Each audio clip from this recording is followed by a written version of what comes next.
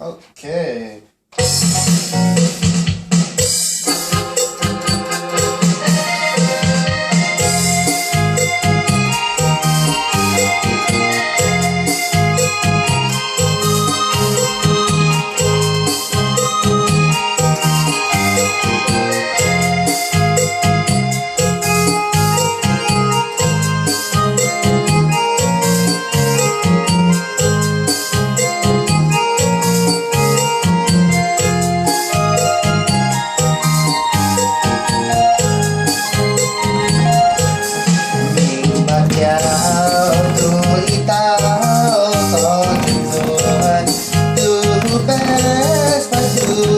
Trẻ em hồi đến thật lắm nhà về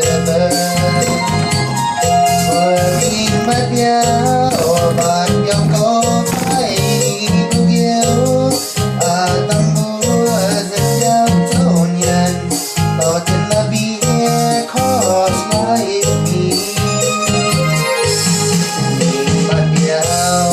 mất ta tỏ chân rồi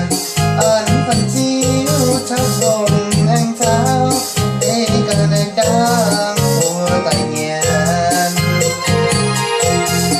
ôi chút dấu hành nhiều nhân tử mai anh tao đến bạn cứ béo khó gieo tội mình cho mấy béo nhàn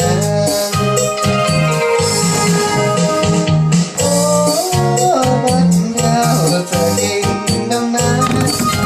mày tướng hắn nó cho nhé giờ tối ta nhận